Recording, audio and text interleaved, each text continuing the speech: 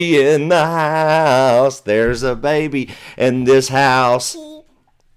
Eh, T. T. What's your name? No. What's your name? No. Austin.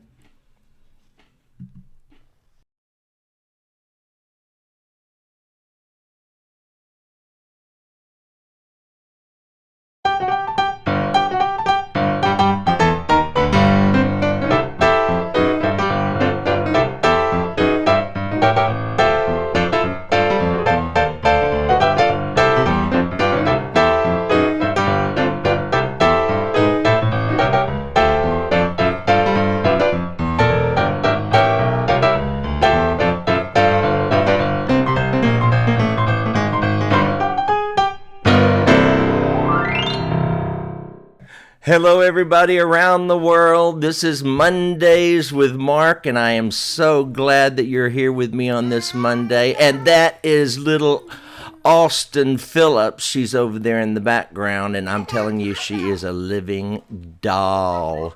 And I'm looking for, there it is, my Mondays with Mark logo. You know I'm my own producer, my own director, my own everything.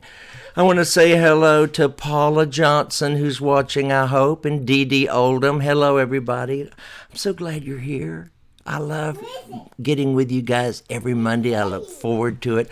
I am in Nashville, Tennessee at Q Phillips, Q and Danny Phillips, and Austin's home. They've got good Wi-Fi. And isn't this a cool... Q's got it all set up. You know, Q's my manager / road manager, everything until the end of the year when he goes to work for the Goodman Revival. Can you believe that? But he's going to go work for them, and I'm glad he is while I take my year off. Come here, Austin. Come here, come here, come here. Come here real fast. Come here, come here. Look, come here, come here, come here, come here, come here, come here, come here. I want to ask you a question. Who is this? Who's this? Who is this? Mark. Who is it? It's Mark. Mark. That's right. And you can have your own bobblehead for $8 over at marklowry.com/store. And I'm going to do this in the next couple of weeks. I'm going to have a Where's Mark, like Where's Waldo? A Where's Mark. And I want you to put this little bobblehead in different places. And if there's something we can show on a family program, we will air them. Huh, Q? Don't laugh. Q's been sick, y'all. Pray for Q. Also, pray for, look at their homecoming bloopers. Anybody got that? Pray for Chip Davis. I had dinner with he and his son, his grandson. Let me show you the picture. I took this picture tonight. That's us at dinner tonight. I wanted to thank Chip for his wonderful advice, because let me tell you what happened. I was at Dollywood, and some of you may have seen the video I posted, but I was in Dollywood, and my ear got plugged up with wax, and I thought I'd gone deaf because I'd never had my ear plugged up like that before, so I called Chip because he knows all the doctors in town, because he's got, he makes his living off his throat. And you may have seen him on Tuesday nights at Reba and Donnie's program every Tuesday night at 6:30 Central Time on their Reba Rambo McGuire's Facebook page. You've seen Chip. Well, he's having an ear surgery come Thursday, so pray for him. If you write that down, Thursday, pray for Chip. But I called him and said, something's wrong with my ear. And he got me in to see Dr. Ken Watford, I think his name is, brilliant, over at Vanderbilt. Got me in without an appointment. Don't tell anybody. And the guy put stuff in my ear, and they put a vacuum cleaner down in there, and it was loud. He said it would be. I didn't care. When he came out of there, it was like Jesus passed by, y'all. I'm telling you, it was amazing. And so I could hear, and I was so thrilled. So I said, Chip, please let me take you to dinner. And he did. Hey, thank you all for tuning in. Let's see, Kitty's Flip Out, Karen McBride, hello. She's praying for Chip. Brenda Higdon, Marcia Pilgrim, Paula Shepard, Barbara Nelson, Tammy Armstrong, Jennifer Cushing, Hannah Gadledge, who I saw the other night. Where were we? Last night. Van Wert, Ohio. Hannah Gadledge was there, and we danced together on It's a Wonderful World. Hello, Hannah. Who else? Tex Gaming's Barbara Nelson, Sonia Sanford. Thank you all for tuning in. Hey, listen, Russ Taft's movie is coming out real soon. I think it's like October 30th. Please go see this movie. I have already seen it. And they sent me a pre-release, and it is amazing. Bring all your friends. I think it'll really reach people. Here's a little trailer to get you all fired up. Shame is a prison. I was locked up in shame's prison for over 40 years. Behind its bars, I was safe, isolated, and hiding from pain. Disconnected from my family and everyone I ever loved. Abused as a child, shame told me that it was my fault. Singing for Jesus and living a secret life as an alcoholic. Shame whispered, there is no hope. But prison doors were made to be opened. Captives can be set free. I learned the gospel was greater than I could have possibly imagined. I am a child of the King. I am broken. I'm an alcoholic. I'm forgiven. I'm Russ Taff, and I still believe.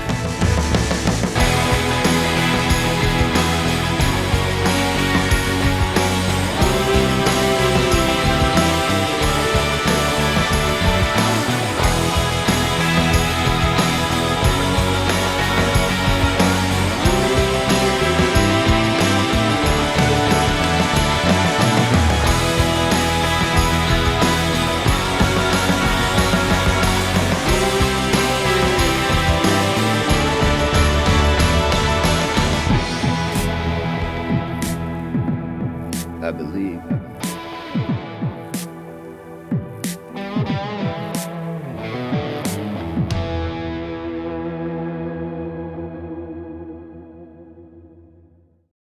Trust me, you don't want to miss it. I saw it. It's amazing.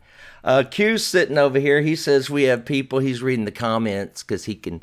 I have to do everything. He can sit over there and just read the comments. Thank you. First of all, Q, thank you for letting me be in your incredible office. It is so neat and orderly, just like he keeps the bus, which I'm very grateful for because I'm a pig. And he's got some cool things. Ricky Skaggs, Elvis Presley. You got some old Mark Lowry records over there. I should have taken pictures. So tomorrow night is the Dove Awards. I think if you go to their Facebook page, they're going to be doing a Facebook Live of the pre-show. So I think that's GMA Dove Awards. GMA Dove Awards. D-O-V-E, not devil, dove. Some people misunderstand me. And I'm up for two. I'm up for what? Southern Gospel Artist. Southern Gospel Artist Southern and Gospel Album. Southern Gospel Album. What's Not to Love is up for the album. Southern Gospel Album. I'm so proud to be a Southern Gospel artist. I couldn't ask for anything else, really, because I've always loved Southern Gospel music. And then when I joined the vocal band, they were contemporary at first for like the first couple of albums, and I thought, oh, it was okay, but then they decided to do that Southern Classics record. That was the first Southern Gospel record, and it's been Southern ever since. And it's just easier. It's easier harmony, I think, probably. And I like those songs. I love the lyrics and all. Let me think, what else? Vocal Band Reunion. Oh, Vocal Band Reunion's coming up this weekend. That is going to be so much fun in Greenville, South Carolina. There may be some tickets left still. At Gaither.com if you haven't heard about it or didn't know about it. All of you watching tonight in Korea, Australia, where else did you say? Italy. In England. Thank y'all for tuning in. Michigan, Florida, of course, everywhere. Florida and all over. Thank y'all for tuning in. All you way far away probably won't be able to come, but if you're anywhere near Greenville, South Carolina this weekend, all the former Gaither vocal band members will be reuniting, except for, I think, a couple that just couldn't do it. Just couldn't make their schedule work. But it's going to be good. It's going to be fun, isn't it? Yes, You're going. yes. Who else is going? Ariba and Donnie are going. Donnie are going to be there. Of course, and everybody, Russ will be there. Russ Taff will be there because he was in the vocal band. Rod Guy David Penrod, Phelps, David Phelps, Larnell. Larnell Harris. Y'all, this is You going to never be. know who's going to stop. You don't know who's going to show up. You're right. T-shirts. Oh, T-shirts. Yes, we have a special. Thanks for reminding me. Over on marklowry.com, we have Dogs Go to Heaven or God is Crazy About You T-shirts right now on sale for $10 each. $10. And they're my two favorites. They're the ones I wear all the time because I get stopped. People stop me on both those. God is Crazy. A guy at the airport stopped me and said, "How do you know that to be true?" And come to find out, he was just testing me. He was already a Christian, so I cussed him out and moved on. No, I didn't. I don't know why I said that. I just thought Q would laugh, and he is. Listen to him. All right, y'all. I am so excited today. Charles Billingsley is my guest. And, I've seen him from a distance, and he's so slick. He's good looking. He dresses sharp. He wears expensive shoes. And he is so, I just wanted to have a chance to get to know him. And I told him before we went live, I said, we're going to take that mask off and see what's behind there. And we had a good conversation. He is one of the greatest singers in gospel music, and I learned stuff today. I did not know he studied opera. He was a classical trained voice, and he proves it in this interview. So here we are. I taped it earlier today because Skype is horrible once again. But here's my interview I did today with Charles Billingsley right here. You're in beautiful California, I hear. Yeah. You've left beautiful Lynchburg. Mm. Yeah, it's been crazy. It's been a crazy year. So tell me, you're now with Dr. David Jeremiah, and is he known for stealing song leaders? Twice. I know. Oh, that's right. You've been twice, huh? Right, I'm the only worship leader in America that's probably crazy enough to go to the same two churches twice. Oh, really? So it's sort of like Yeah. me with the vocal band. I've been with them twice. That's right, you were. You Yeah. left and went back. Yeah. How long were you gone the first time? I was gone for 7 years the first time. Came back for 5. So Gloria Gaither always said you can't go back. So have you been able to go back? Yeah, I mean, let's see, I was with Falwell and Thomas Road for 3 years. And then I went, the whole thing started when Dr. Jeremiah called me to find a worship pastor, and I was going to give him some names. And then it turns out that I go out there and do a concert, and things went really great. And, and he told me this. He said, he said, well, Dr. Falwell told me not to talk to you about being our next worship pastor. He said, so I'm not going to talk to you. He said, but if you'd like to talk to me, I'll be glad to talk to you. And that's what started the whole thing. Well, anyway, I went out there and was with him for about 2 years and just really missed Lynchburg and Thomas Road and Liberty and all that. And so I went back for almost 11. And so I've only been back now at Shadow for a year after been gone for 11 years. When I left here, my kids were a little tiny, and now it's a whole nother world. I'm about to be an empty nester. Your kid. So, that's how long it's been since I was here. So How it's old a are your whole children? world. 17 and 18. I got an 18-year-old named Caleb. He's a freshman in college. And then Cooper, he's a senior in high school now. And Cooper now, let's talk about Cooper. You used to send out tweets Yeah. of things that Cooper would say. Yep. And I would die laughing about these. And I wrote you back and said, man, I'm glad you're keeping record of all this stuff. Because, Okay. a lot of kids say a lot of wonderful stuff and parents laugh and tell their friends. And the next hour, you've forgotten it. But you Right. tweeted them, and you actually made a book of them, right? Yeah, I That I started. wrote the forward to. Yeah, you wrote the forward.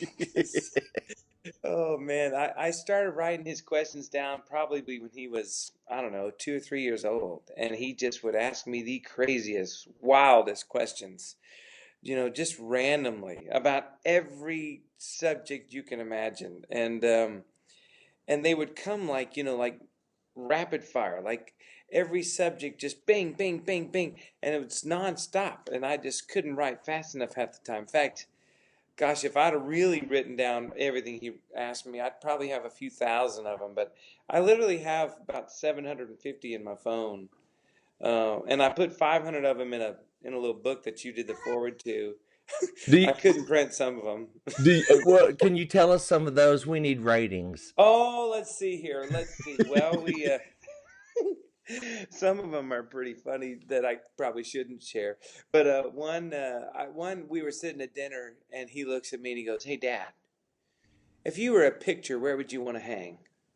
I thought that was pretty amazing. Yeah. So, but little things like that. He asked me, he would call Oprah okra, Okay. All right. and he called the artist stink. So he asked me all kinds of questions about okra, and then he had all kinds of Michael Jackson questions. I remember when he would ask me all these wild questions about Michael Jackson, and then let's see, he would ask me. He said one time, he said, "Mom, can you ground Dad?" And I said, "Yes, she can. She has before." Little things like that. And then he came up with all kinds of what if questions. What if you were this or that? Oh, I wish I had my phone next to me. I'd just start reading you a bunch of them. They're wild. We'll go get it. All right. Hang All on, right. hang on. Be right back. This is not NBC. Check 1, 2, 3. We've still got a road. Okay, here we go. Ba-da-ba-ba-ba-ba-ba-ba. Oh yeah. So I'll just break these out. I know, like, one of the latest ones. They're still coming every once in a while. But one of the latest ones is he asked me if the Muslims gave us hummus. If Muslims gave us hummus, they might Yeah. have. Well, I think they probably did. Let's see here. Okay, let's see. Well, this is a good one. Would you rather have no gnats in the world or no flies in the world?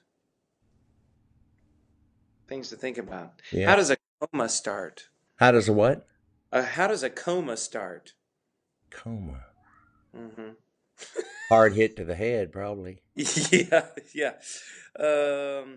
Let's see. Would you rather be distracted your whole life or nervous?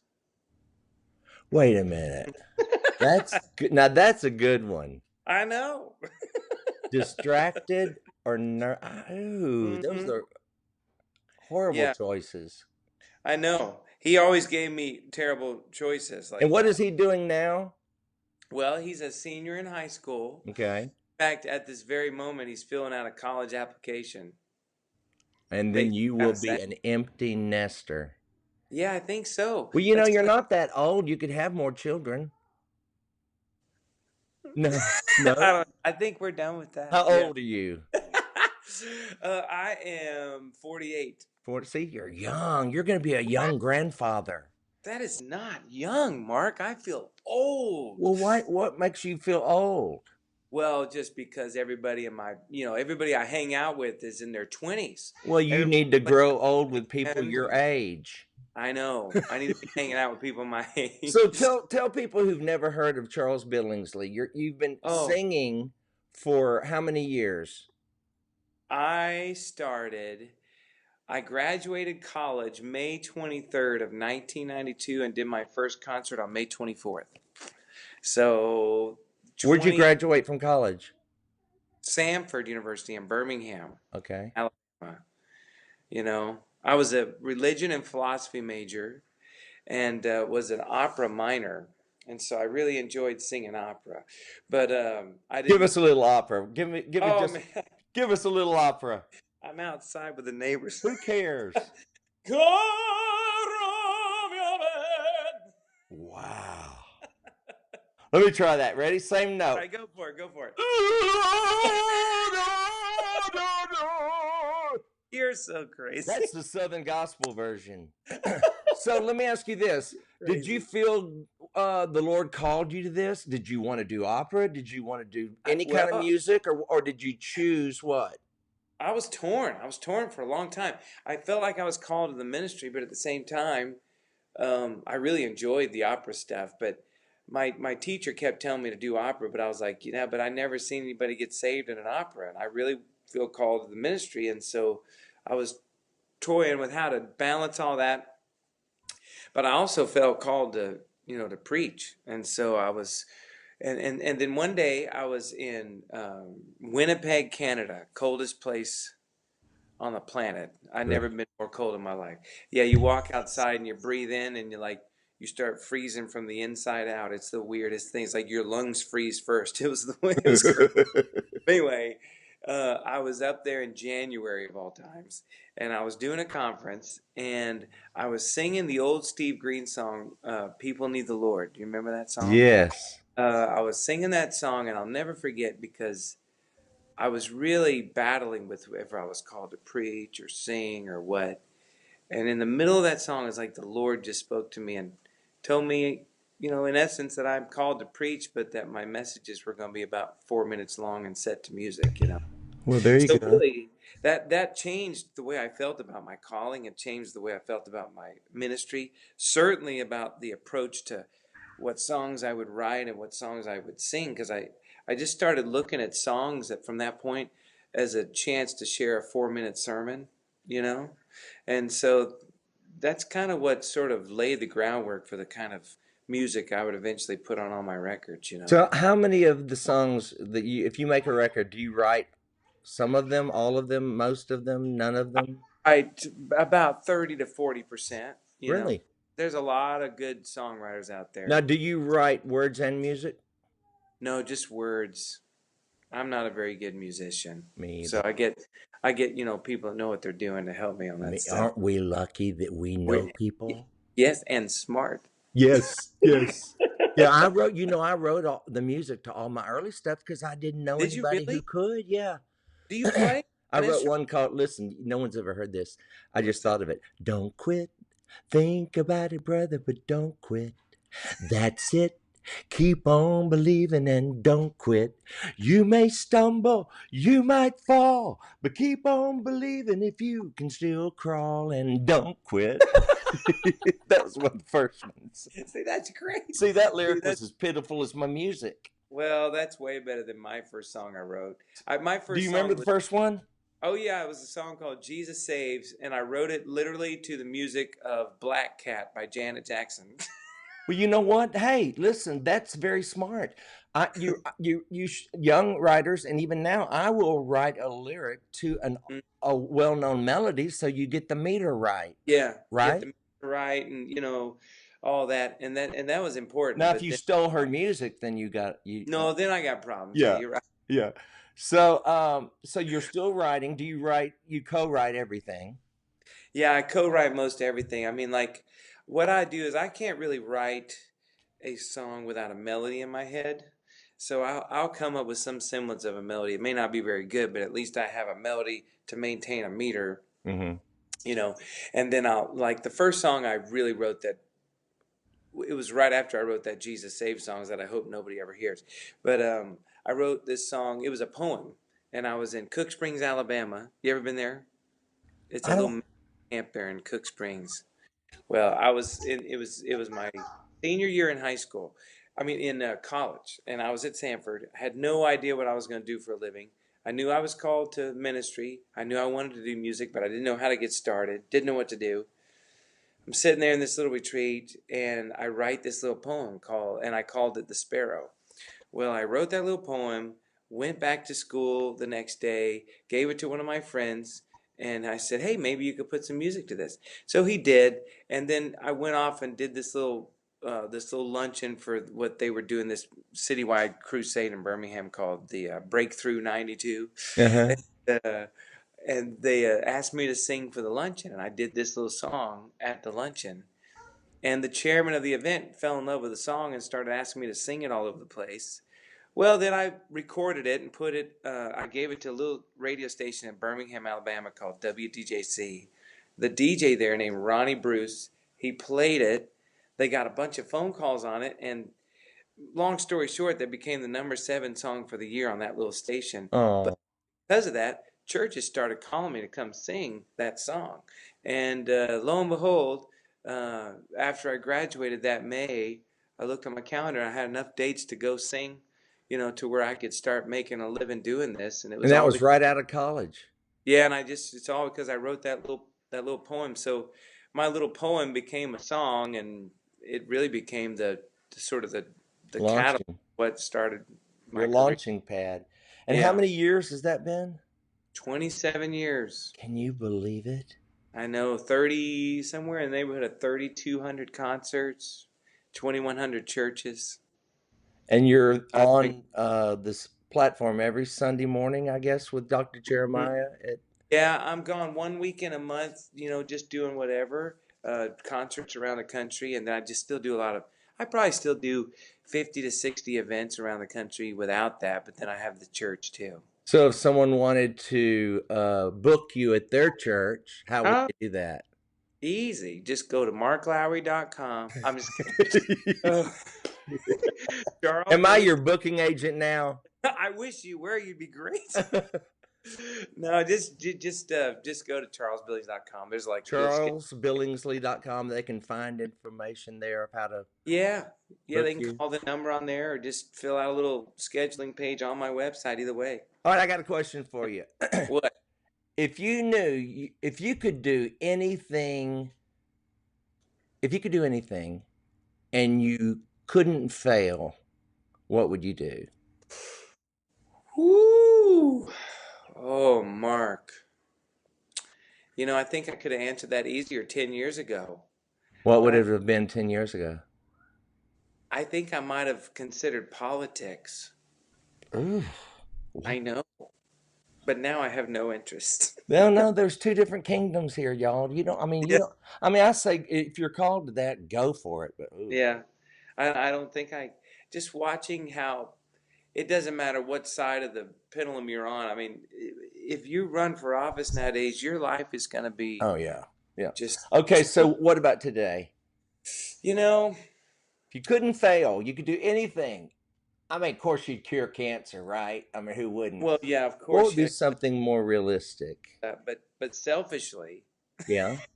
I think what I'd like to do is go into cities and do concerts in concert halls with the city orchestra, like Ooh. San Diego Symphony or whatever, and do kind of a modern day pops thing that puts me in front of a mainstream audience, Yeah. but still has worship elements to it. Yeah. That gives me an opportunity to present the truth of the gospel in really a really Well, creative, that is something you could do. I could artistic see way. you doing that so easily. I mean, just like Sandy Patty's done it. Yeah, Sandy's done it. There's been several that have kind of done that. I would love the opportunity to do something like that. I just don't know the first thing on how to try to do What that. would But be one of the songs you would say if you had to sing an a cappella song? Here's the mm, second question. If you had to sing an a cappella song right now, what would you sing? the first one that comes to my mind is "It Is Well with My Soul." Sing it. When peace like a river attendeth my way, when sorrows like sea billows roll. I'm trying to be quiet so I don't bother the neighbors. Whatever my love, thou hast taught me to say, it is well, it is well with my soul. It is well with my soul. It is well. It is well with my soul. Oh, thank you, Charlie. I always ask people if they'll I'll ask my guests if they could sing something a cappella. Yeah. I love a cappella. Hey, and also a I little prefer birdie. hymns when I do that. I love the hymns. A little birdie told me one more thing I wanted to mention before I let you go is Hmm. that you also preach. Dee Dee Oldham. I was Marco Poloing Dee. Oh my gosh, I love Dee Dee. Don't you love Yeah. Dee Dee? Hmm. And Paula? Yeah. Oh, what creative, beautiful people they are. But anyway, Well, so I was there. talking to Dee Dee on Marco Polo, and she said, ask him if he could preach or sing, if he had to choose one or the other, because she said you are really good at preaching, which was a Oh. surprise to me. I've never known that you preached. Well, honestly, lately, that's becoming a real passion of mine. I love to sing, and I think I'll always sing. But when you ask me if there was another thing I think that I'd be doing either now or down the road, I don't know. I think I'm going to end up doing a lot more of that. I really love the process of crafting words and crafting a message. In fact, I'm preaching tomorrow night, so that's what I'm doing when we're finished. So, right. At Shadow Mountain? Yeah, we have a men's thing that is awesome. We have almost 600 men that gather every Tuesday night, and it's a blast. So anybody, any man in San Diego could come to this? Oh yeah, anybody. But it's predominantly men from our church or their friends that they bring, but it grows. It's growing by 30, 40 men a week. It's crazy, but Wonderful. pretty rare that you find a church with that many strong. What are you going to preach about? Well, we're going through Dr. Jeremiah's book, The Overcomers, which is a brand new book he's got coming out. By the way, we just did a companion CD for that book that is really cool, a bunch of brand new music. But I was given the chapter on peace, so I'm doing a sermon on overcoming anxiety with peace. So Philippians chapter 4, verse 6 and 7. Yeah, I love that. I love to hear it. You ever preach, Mark? Oh Lord, I tried one time. It was one Sunday. It was an Easter morning. Oh, I I bet was you killed it. invited by the big black church in Houston to come do 3 services, Oh, right? to Now preach listen, all of I always wondered if I could. So Yeah. I thought if you can't preach in front of a black church, you I was can't going to preach. say, that's the easiest crowd in So the I world. thought I'd find out. Well, I found out. The Lord, there's too many people preaching who've never been called. We don't need another one. Well, that's the truth. And I realized I'm called to do what I am called to do, which is talk between songs. Hey, and you're the world's greatest at it. Well, that's where I'm comfortable. I got to have my bookends, But Mhm. for me to just get up and there's no song to head to, it can ramble for days. Mhm. So the opening sermon, I said, this is the first sermon I've ever preached, and I was excited. The Yeah. second one, I said, this is the second sermon. The third one, I said, this is the last sermon I'll ever preach.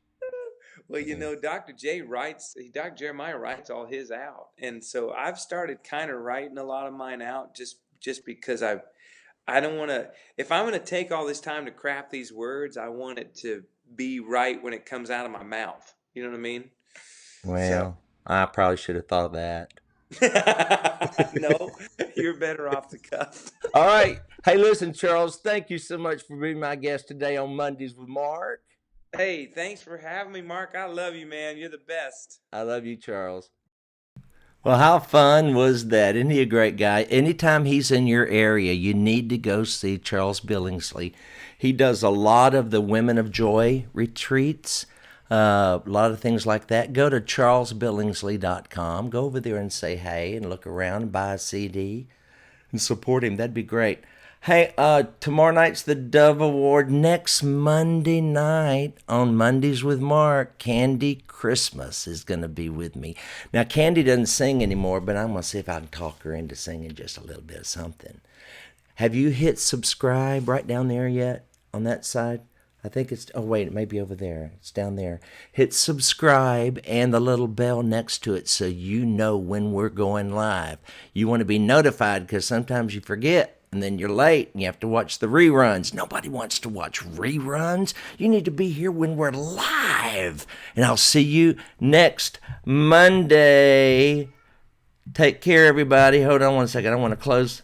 Bye-bye. Oh, that's not what I want to do. Wait, I did wrong. Hold on.